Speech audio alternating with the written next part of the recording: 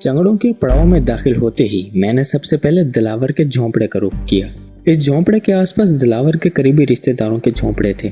मुझे मालूम था कि अगर लड़की इस पड़ाव में है तो वो इन्हीं झोंपड़ों में होगी।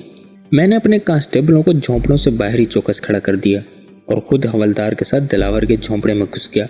आम झोंपड़ों की तरह इस झोंपड़े में भी एक गधी और 2 बकरियां बंधी हुई थी। इसके अलावा सब काट कबाड़ था जो खाना बदोशों के झोंपड़ों में होता है। झोंपड़े में ताड़ी की बू फैली हुई थी। ताड़ी इस नशावर रस को कहते हैं जो ताड़ के खजूर नुमा पौधे से हासिल किया जाता है। झोंपड़े में एक ही जहाजी साइज की चारपाई थी। इस चारपाई पे 2 बच्चे गहरी नींद सो रहे थे। ताहम बच्चों वाली उठकर किसी दूसरे झोंपड़े में जा चुकी थी। दिलावर समझ चुका था कि मैं झोंपड़े की तलाशी लेना चाहता हूँ। वो हाथ सीने पर बांधे एक तरफ खामोश खड़ा हो गया। इसके अंदाज से ही लापरवाही और बेजारी जाहिर होती थी। दिलावर की उम्र यही कोई 30 बरस ही रही होगी। वो उसूली तौर पर अभी बस्ती का सरदार नहीं बना था, लेकिन इसका बाप खासा बूढ़ा हो चुका था और ज़्यादा वक्त अपने झोंपड़े में सोया रहता था, इसलिए दिलावर को ही सरदार समझा जाता था। मैंने लालटेन और टार्च की मदद से अच्छी तरह झोंपड़े की तलाशी ली। ताड़ी की एक बोतल और 2 तोले अफीम के सिवा यहाँ से कोई काबिल एतराज शय बरामद नहीं हुई। मैं साथ वाले झोंपड़े में पहुंचा। ये दिलावर के वालिद का था। वो मदकूक बूढ़ा बेखबर सो रहा था। करीब ही एक जयनमाज और तस्बीह भी पड़ी थी। मैंने बूढ़े को जगाए बगैर इस झोंपड़े की अशिया को भी उलट पलट कर देखा। इसके बाद तीसरे झोंपड़े की बारी आई। इस झोंपड़े में दाखिल होते ही मुझे कुछ अजीब सा लगा। यहाँ 2 चारपाइयाँ थी और एक चारपाई पर नया बिस्तरा नजर आ रहा था। खाना बदोशों के बिस्तर अमूमन खस्ता हाल होते हैं। नया बिस्तर इन लोगों के पास एक आध ही होता है और किसी खास मौके पर बिछाया जाता है। मैंने दिलावर से पूछा, ये किसका झोंपड़ा है? वो बोला, मेरे ताऊ का। मैंने कहा, तेरा ताऊ तो छड़ा छांड है, झोंपड़े में दूसरा बिस्तरा किसका नजर आ रहा है? वो एक मेहमान आया था ताऊ का, शकरगढ़ से, आज दोपहर ही वापस गया है। दिलावर के जवाब से मेरी तसल्ली नहीं हुई। मैंने हवलदार के साथ मिलकर अच्छी तरह झोंपड़े की तलाशी ली। एक चौकी के नीचे से रस्सी के 2 फुट के 2 टुकड़े मिले। इन टुकड़ों को देखकर मुझे शक हुआ कि ये किसी के हाथ पांव बांधने में इस्तेमाल हुए हैं। इस दौरान हवलदार की निगाह झोंपड़े के दरवाजे पर पड़ी। ये नीम पुख्ता झोंपड़ा था और इसका दरवाजा टीन और लकड़ी का बना हुआ था। दरवाजे में एक कुफल झूल रहा था। हवलदार ने मेरा ध्यान इस तरफ कुफल की तरफ दिलाया। मेरा शुबा और मजबूत हो गया।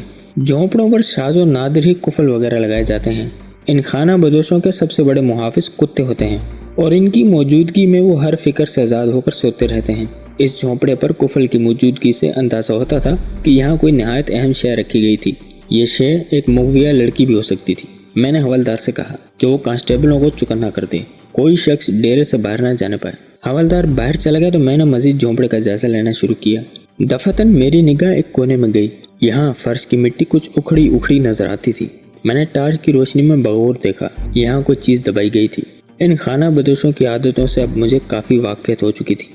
छापामार पार्टी को देखकर ये लोग नाजायज़ रिवॉल्वर, चाकू, अफीम वगैरह इसी तरह झोंपड़े के कच्चे फर्श में दबा देते थे। मैंने नीचे बैठकर ये ताज़ा मिट्टी हटाई तो रिवॉल्वर या चाकू की बजाय एक मुड़ा तड़ा लिफाफा निकल आया। मैंने मिट्टी झाड़कर लिफाफे को टार्च की रोशनी में देखा। इस पर लाहौर का पता लिखा था और कोई 2 माह पहले की मोहर लगी हुई थी। लिफाफा खोला तो अंदर से कापी साइज के 2 वर्क बरामद हुए। कलम या होल्डर से वर्क के दोनों तरफ लिखा गया था। लिखने वाले का नाम दविंदर परवाना था। इसने लाहौर में रहने वाली अपनी एक महबूबा बिमाला के नाम एक बड़ा दर्द भरा इश्क खत लिखा था। बिमाला का असल नाम कुछ और था। यहाँ मैं फर्जी नाम लिख रहा हूँ। दविंदर परवाना नामी इस आशिक ने अपनी महबूबा दिलनवाज को बड़े बड़े शानदार खिताब दिए थे। मेरी ज़िंदगी, मेरी जान जिगर, मेरे सपनों की शहजादी, मेरी रूह की मालिक। इसने अपने ख़त में बड़ी तफसील से अपने बेकरार शब रोज़ की कहानी सुनाई थी और खून के आंसू बहा बहा कर महबूबा से एक निगाह करम की इल्तिजा की थी। वो ज़बरदस्त किस्म का आशिक लगता था। इसका ख़त पढ़कर बेख्तियार मुझे हंसी आने लगी। बड़ी ढीठ और जलील तबीयत पाई थी कमबख्त ने। एक जगह लिखा था, प्यारी, मैं तेरे चरणों में कुत्ता बनकर लूटना चाहता हूँ। काश तेरे कदमों की खाक मुझे मिल जाए और मैं इसका सुरमा बनाकर आंखों में डाल लूँ। फिर एक जगह ऐलान किया था, कसम है भगवान की, तू एक बार अपनी ज़ुबान से कह, मैं अपने हाथ से अपने सीने में चाकू ना घोंप लूँ तो इंसान का बच्चा नहीं। आखिर में अपने खून से एक शेर लिखा हुआ था जिसका सिलीस मतलब ये था, मैं जानता हूँ तू मेरे नसीब में नहीं, लेकिन मौत तो मेरे इख्तियार में है।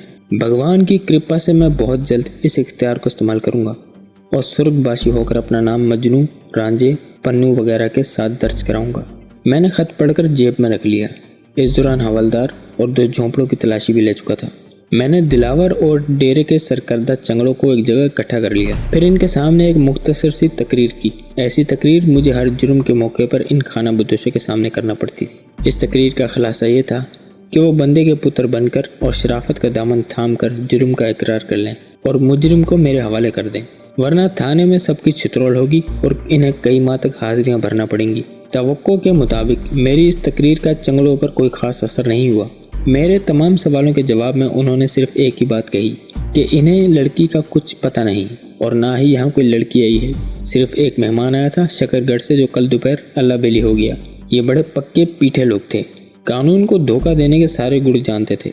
बाकी रही मारपीट तो ये इनके लिए हलवा पूरी थी, जब चाहे खिला दो और जितनी चाहे खिला दो। मुझे इनसे निबटते हुए पूरे 2 साल हो चुके थे। मैं जानता था इन तिलों से तेल निकालने के लिए काफ़ी मेहनत करना पड़ेगी, दूसरे लफ्ज़ों में अपना तेल भी निकालना होगा। हवलदार से मशवरा करने के बाद मैंने इनमें से 4 बंदे गिरफ्तार किए। इन्हें हथकड़ियाँ लगाकर गधा गाड़ी पर लादा और साथ लेकर थाने रवाना हो गया। मैं थाने में बैठा खत के बारे में सोच सोच के हैरान हो रहा था। यह खत इस कस्बे के एक शख्स ने लिखा था और लाहौर की ऐसी लड़की के लिए लिखा था जो छावनी जैसे खाते पीते रहायशी इलाके में रहती थी। अब यह खत चंगड़ों के डेरे पर पाया गया था।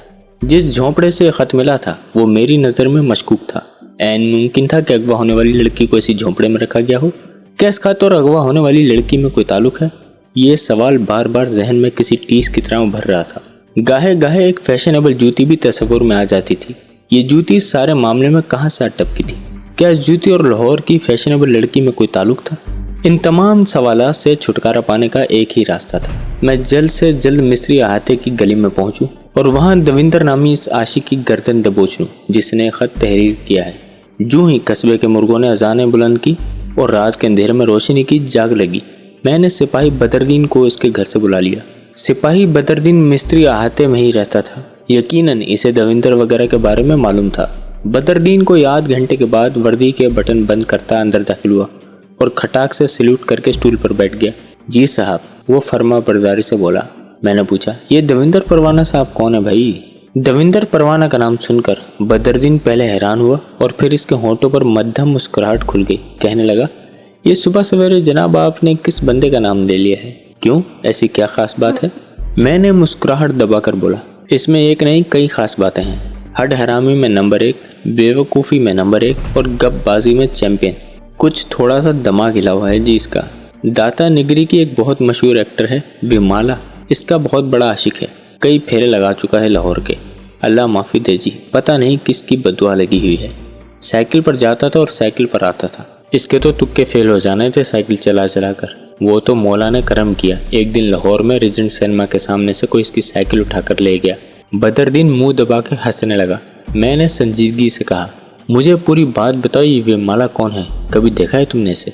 बदरदीन बोला, बस मैंने टाकियों फिल्मों में देखा है और टाकी वाली आपको पता ही है, बड़ी शय होती हैं, सीधी दिल पर लगती हैं जाके। बस लग गई दविंदर के दिल पर। पहले तो इसे खत लिखता रहा, फिर 1-2 चक्कर खुद लाहौर के लगा कर आया।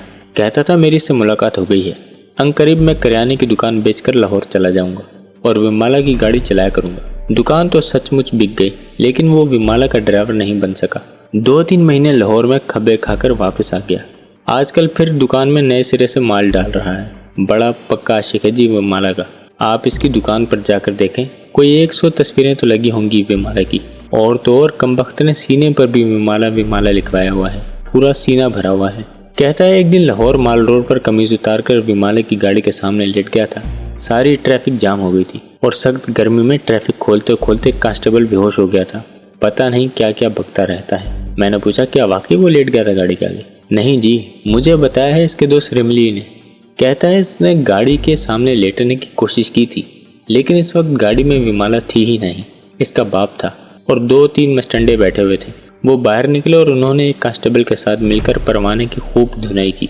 और बेहोश कौन हुआ था? वो खुद हुआ था और किसने होना था? बदरदीन फिर हंसने लगा। मैंने संजीदगी से कहा, अब कहाँ है दविंदर? यहीं है जी, बदरदीन ने कहा। आजकल इसके बारे में एक नई बात निकली है। वो क्या? मैंने पूछा। इसने कहीं अपने दोस्त रिमली से कहा है कि एक्ट्रेस विमाला खुद इससे मिलने इसकी दुकान में आई थी और सारी रात इसके साथ रही है। दिमाग चल गया है खोते का, अफीम खाकर लेटा होगा, कहीं जागते में ख्वाब देख लिया है। मेरे जिस्म में सनसनी की लहर दौड़ गई। ये बात जितनी बचकाना और नाकाबिल एतबार नजर आ रही थी, इतनी थी नहीं। मेरे दिल ने पुकार कर गवाही दी।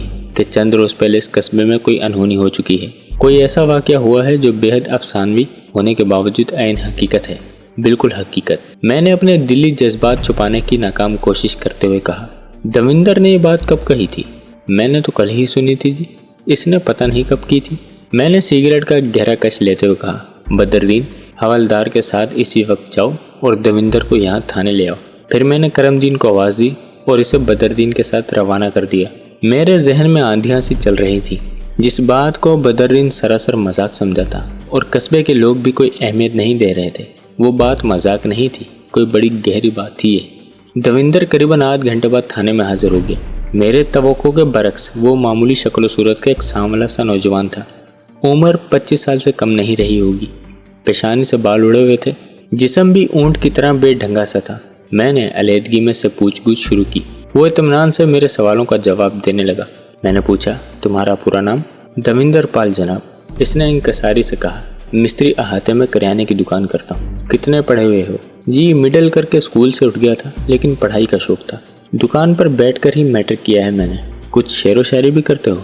शायर तो बड़े लोग होते हैं जी, मैं तो बस उल्टे सीधे लफ्ज़ जोड़ता हूँ। खुद मुझे भी पसंद नहीं आते, अक्सर लिख कर फाड़ देता हूँ।